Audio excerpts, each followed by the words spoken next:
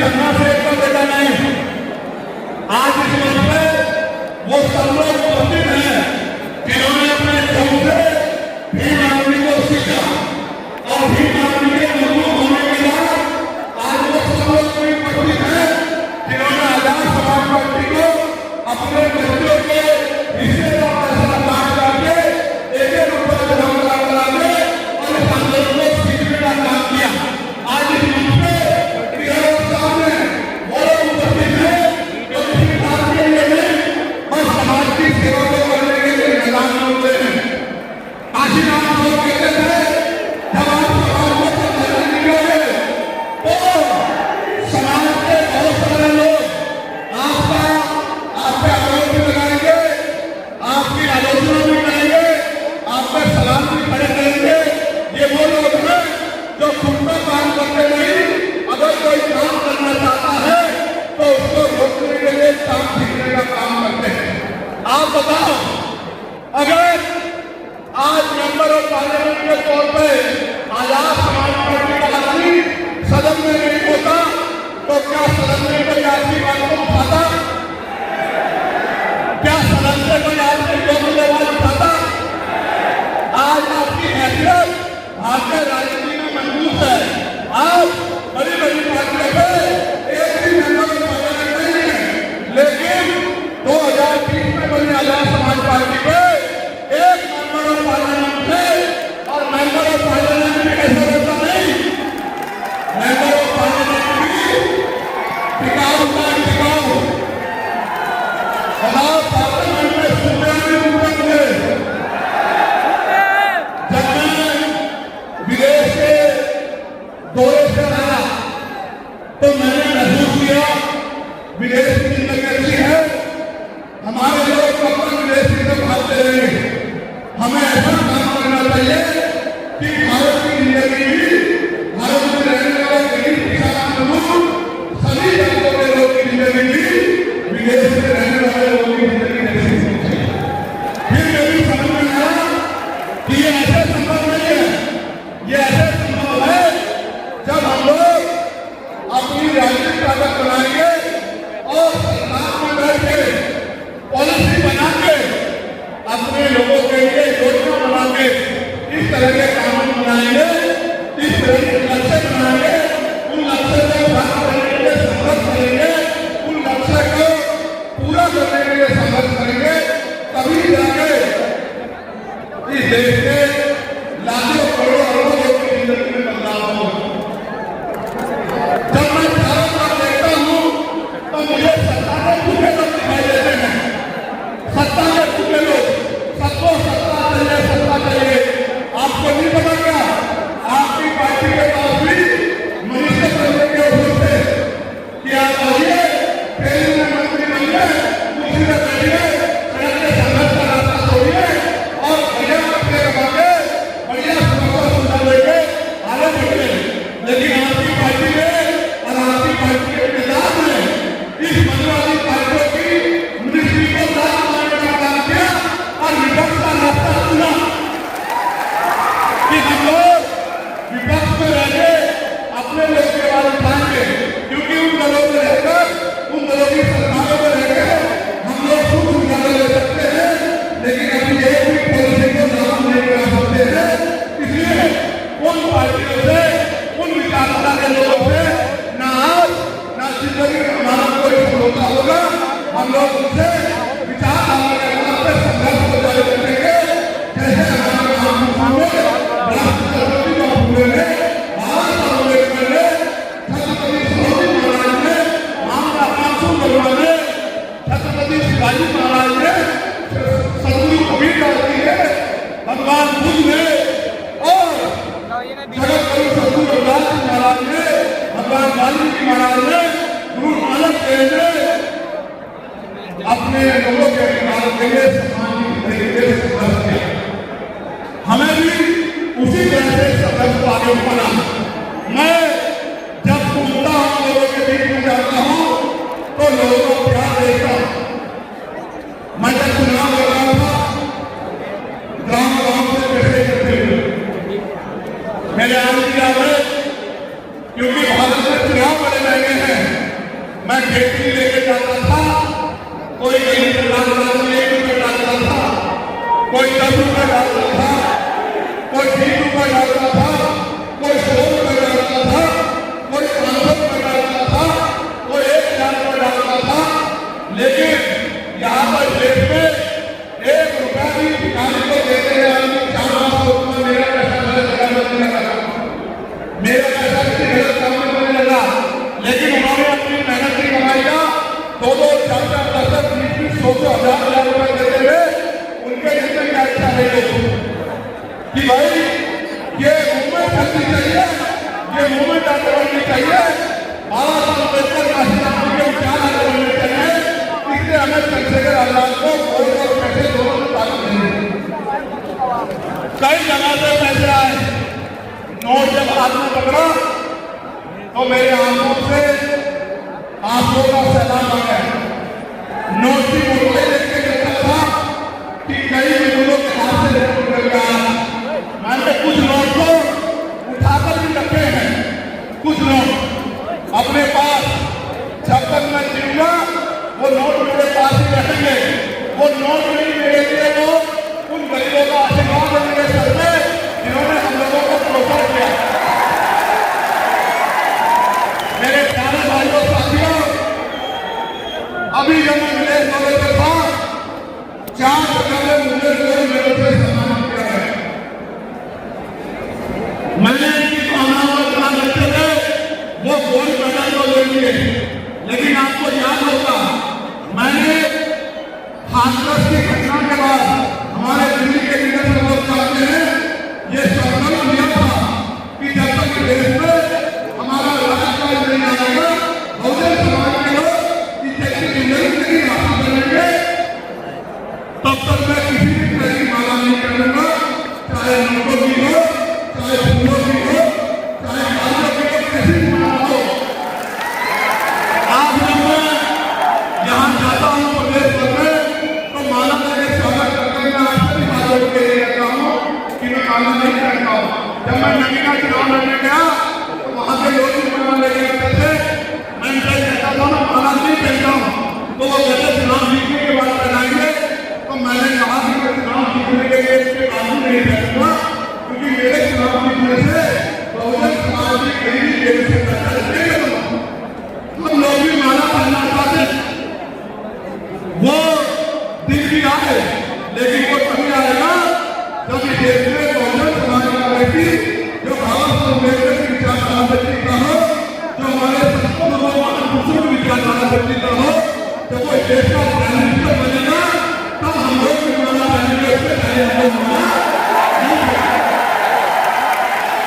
तो जब उन्होंने मुकेश समझ के रखा है, आज ये बात वजह से कहना, मैंने तो मैंने हाथ जोड़ के वापस कर दिया। उनसे कहा कि जिनको मैं नेतृत्व कर रहा हूँ उनके पास तो खाने के लिए कुछ नहीं है, उनके पास तो पहनने के लिए अच्छे कपड़े भी नहीं, उनके पास तो रखने के लिए ऐसी छत भी नहीं है, उनके पास तो पहनने के लिए ऐसे जूते भी नहीं है, उनकी बच्चों के पास तो इज्जत की जिंदगी बंद करने के लिए अच्छे कपड़े नहीं है।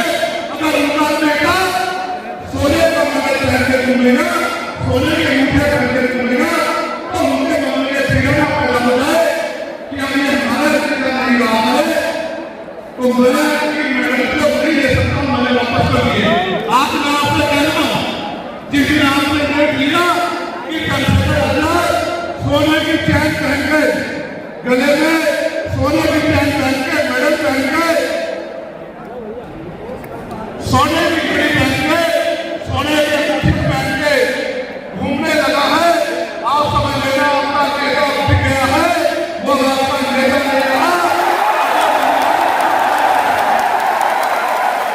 क्योंकि सच तो ये है कि ऐसी जिंदगी आपकी है, हमारे महापुरुषों ने जिन्होंने आंदोलन चलाया, आपकी जैसी जिंदगी की।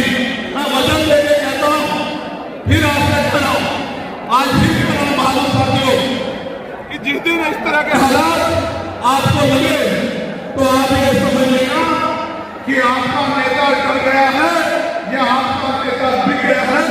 उस दिन आप मेरा साझी रूप से विरोध करने लग जाएगा।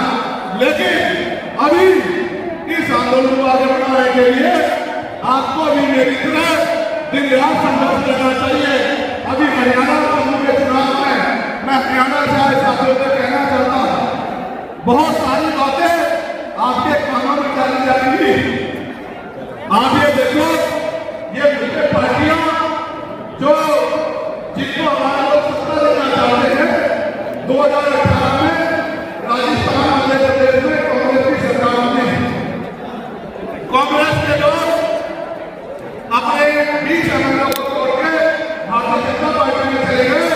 उनकी सरकार हो गई, उनके लोगों ने उनको राज्य सत्ता को समझने में एक्सेप्ट कर लिया। कांग्रेस के लोग राजस्थान में भी 20 एमएलए लेकर देगा, हरियाणा के सरकार चलाने के लिए मिलके तो उनके लोग में जब बन जाते तो उनकी पार्टी को स्वीकार कर लेते, उनके लोग को स्वीकार कर लेते। हमारे लोग बोलने वाले हैं, इनको बढ़ा दिया जाता है कि वो पुरानी पार्टी है, वो झूठी पार्टी है। जब तक राजनीतिक ताकत आपके हाथ में नहीं होगी, मैं आपसे भी कह रहा हूं, जब तक राजनीतिक ताकत आपके हाथ में नहीं होगी, कांग्रेस सत्ता में क्या मिलेगी, आपकी जिंदगी बदलने वाली आपके जीवन जिंदगी बदलने वाली।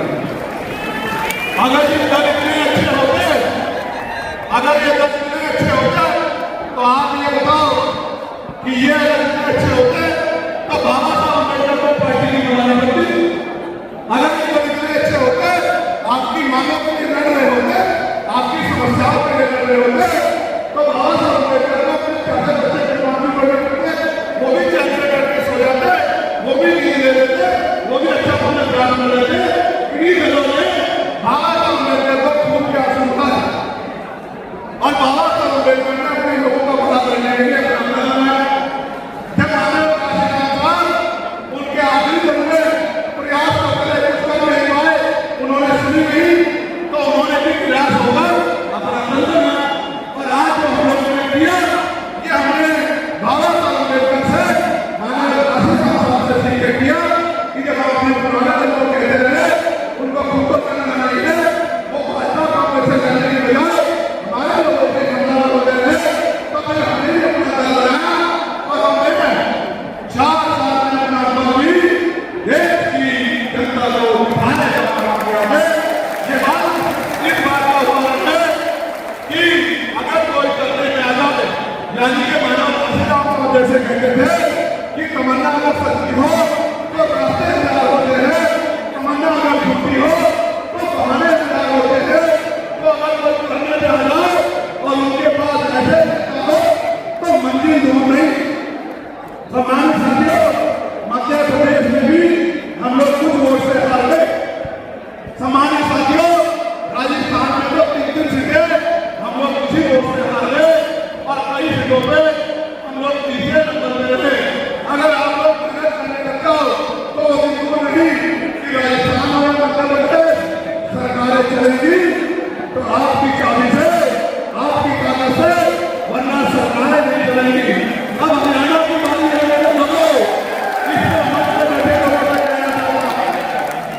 हरियाणा की बारी आ गई है, जम्मू की बारी आ गई है। आप भी मैदान में उतर जाओ और अपने प्रत्याशियों को जिताने का काम करो। वहां की सरकार में आपकी भागीदारी होनी चाहिए। आपकी भागीदारी नहीं होगी तो आपके लिए कोई पॉलिसी नहीं बनेगी। पॉलिसी नहीं बनेगी तो 400 रुपए की मजदूरी से आपके लोग कभी पैसे वाले नहीं होंगे, इज्जत की जिंदगी प्राप्त नहीं कर पाएंगे। इसलिए मैं आपसे कह रहा हूं कि राज का लाभ कई ऐसे मामले हैं जिनको अभी और अंदर है, लेकिन मैं आपको पहले के रास्ते कॉल करूं। आप ये बताओ, राजपाल आपके पास नहीं होगा तो आपकी सुनवाई कैसे होगी? बताओ, थाने में जाइए, आपकी बात कौन सुनेगा? आज अगर राजपाल आया तो बिजनौर में सारे अधिकारी हमारे लोगों की बात सुनते हैं, उनकी समस्याओं को हल करते हैं।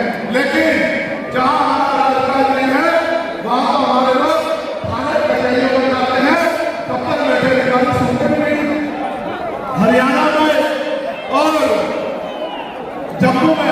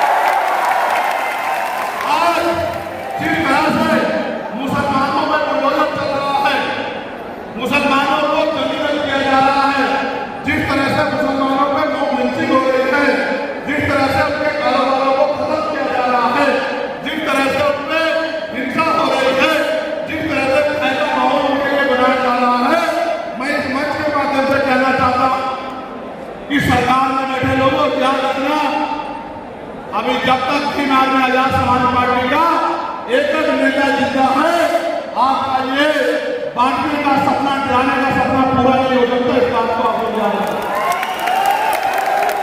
आज जिस तरह से किसान परेशान है, एमएसपी की गारंटी सरकार नहीं दे रही सत्ता बैठ, जिस तरह से न्यूनतम वेतन सुनिश्चित नहीं है, कोई 300 देता है, कोई 250 देता है, कोई 400 देता है, 250 300 मांगने में भी मांगता है। मेरा ये मानना है कम से कम 700 रुपए न्यूनतम वेतन होना चाहिए। व्यक्ति के लिए भी 700 रुपए कैसे अमाउंट है। एक रकम है जिसमें आदमी एक दिन पर से की सकता है। ये जो टैक्स बता दिया है, इस टैक्स को कम करना चाहिए। और जैसा मैं आज आपको कह रहा था, हम पे पॉलिसी है कि गरीबों के बच्चों को प्राइवेट स्कूल की जगह सरकारी स्कूल में हम लोग प्राइवेट स्कूलों में बढ़िया शिक्षा दिला सकते हैं। जब हम ये कानून बना देंगे कि चाहे मुख्यमंत्री हो, राज्यपाल हो, मंत्री हो, विधायक हो, सांसद हो, क्लास 1 का अफसर हो, क्लास 4 का अफसर हो, सबके बच्चे सरकारी स्कूल में पढ़ेंगे और सरकारी स्कूल में प्राइवेट स्कूल से ज्यादा बेहतर शिक्षा आएगी, तभी जाके देश में बदलाव होगा। क्योंकि बिना शिक्षा के हम लोग दो दूसरों को भी नहीं जानते।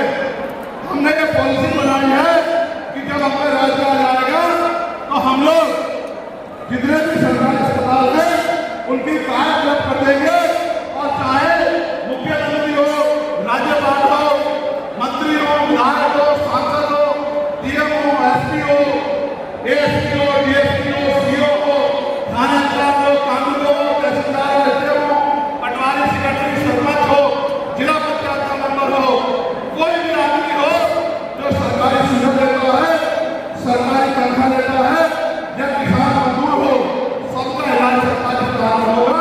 जिस दिन ऐसा हो जाएगा, इलाज की कमी कारण गरीबों की जान नहीं जाएगी। मैं ये भी कहना चाहता हूँ बहुत जिम्मेदारी के साथ, अब समय आ पड़ा है कि हमें घर से निकल के भाईचारा बना के अपने दल को मजबूत करना पड़ेगा, और अपने दल को मजबूत करके राजनीतिक ताकत अपने हाथ में लेके इस युद्ध जाति की जिंदगी को समाप्त करना पड़ेगा। आप ये बताओ, क्या महिलाओं की हिंसा सरकार रोक पा रही है? क्या महिलाओं को हिंसा सरकार रोक पा रही है? रोज अखबार पढ़ो, उत्तर प्रदेश का, कोलकाता का, हरियाणा का, दिल्ली का, राजस्थान का, मध्य प्रदेश का, पंजाब का, तो इतनी घटनाएं होती हैं। किसी बेटी का बलात्कार, किसी बेटी की हत्या, किसी बेटी को जला दिया, किसी बेटी को मार दिया, और यूपी में तो ये घटनाएं तेजी से बढ़ रही है। और अभी फरीदाबाद में 2 बच्चों को मार के, जवान बच्चों को लटका दिया गया, और पुलिस ने उन परिवारों को कह दिया कि पूरी देर भेजें।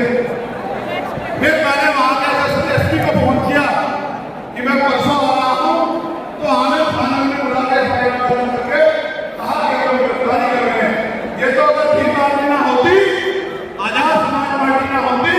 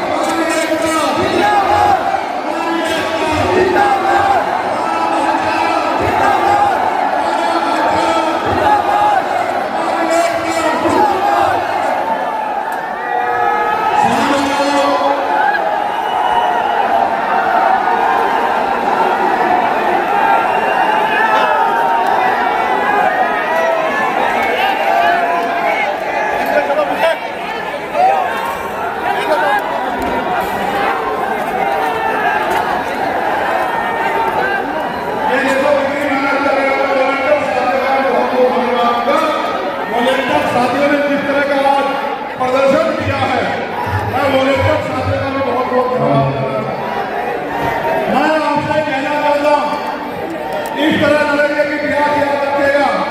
इस संघर्ष की लड़ाई में हमारी जान तो जा सकती है, लेकिन जुड़ेगी की सरकार बात को याद रखेगा। जीवन जीना कोई बड़ी बात नहीं है, बड़ी बात है स्वाभिमान से जीना, सम्मान से जीना, अधिकारों के साथ जीना। मैं आपसे कह रहा हूं, केंद्र की सरकार ऐलानिए जगह काम खोल के सुने। अगर पिछले दरवाजे से हमारे आरक्षण पे हमला करने का प्रयास किया तो छठी का दूध याद दिला देंगे। मेरी बात को ये भी कहना चाहता हूं, अगर साजिश करके हमारा भाईचारा तोड़ने की बात करोगे तो कामयाब नहीं होंगे। वो हमारे भाई है, हम उनके बीच में जाकर बैठ जाएंगे, हम उनके अधिकारों से लड़े लगे, लेकिन आपको कामयाब नहीं होने पर वाला करके हम एक दूसरे इस बात को दिला देना। और मैं आपसे कहना चाहता हूँ, बिना कोई विगत करके हम लोग इज्जत की जिंदगी खराब नहीं कर सकते। इसलिए नौजवान खड़ा हो जाए, जितने देश की आजादी के लिए खड़ा हुआ था नौजवान, उसी तरह से सत्ता प्राप्ति के लिए खड़ा हो जाए। 2027 में उत्तर प्रदेश में भी हम लोग इंकलाब लिखेंगे और आजाद समाज पार्टी का झंडा उत्तर प्रदेश में लहरा देंगे। मैं आपसे कह रहा हूं, मुस्लिम भाइयों का आवाज है तो आप चैन से मत सोना। अगर पिछड़े वर्ग के भाइयों में आ जाए तो आप चैन से मत सोना। ईसाइयों पे, बौद्धिस्टों पे आ जाए तो बुलाए की इंतजार मत करना। अगर सामान्य जाति किसी बेटी पे आ जाए तो घर बैठे मसलों में किस जाति चलाता है। हम जाति समाज की बात करने वाले लोग हैं, जिसको मदद की जरूरत उसकी मदद करना, पीछे मत रखना मेरे भाइयों।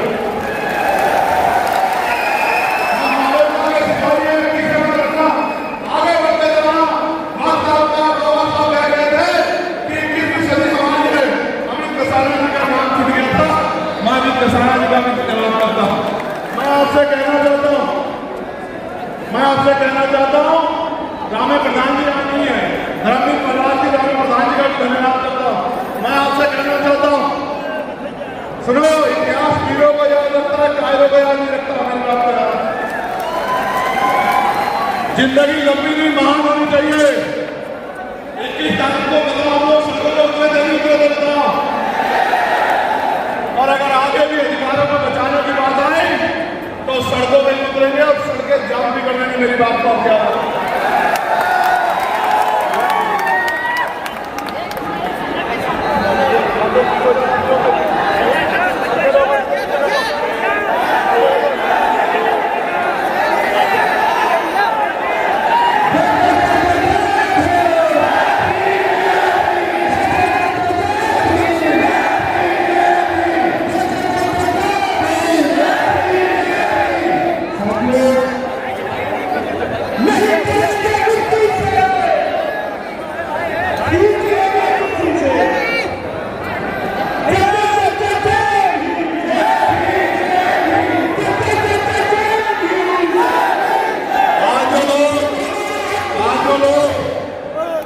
जैसे उत्तराखंड में हिंसा जी के जब मारा गया हमारे साथी तस्लीम को, आने वाले कल में ये चुनाव खत्म हो गए तो आपके क्षेत्रों में पहुंचेगा। अगर हमारे लोगों को न्याय नहीं मिलेगा तो फिर हम अधिकारियों से सवाल जवाब करेंगे, छड़ नहीं मिलेंगे। आप उत्तर प्रदेश डेट तक कर लेना, उत्तराखंड को कह रहा हूँ, डेट तक कर लेना। अगर किसी भाई को जुर्म होगा तो चैन से नहीं बैठने की बात कर रहा है। लोग बात करते सुनो। अच्छा, 13 तारीख को मैं जा रहा हूँ, 13 तारीख को मैं जा रहा हूँ।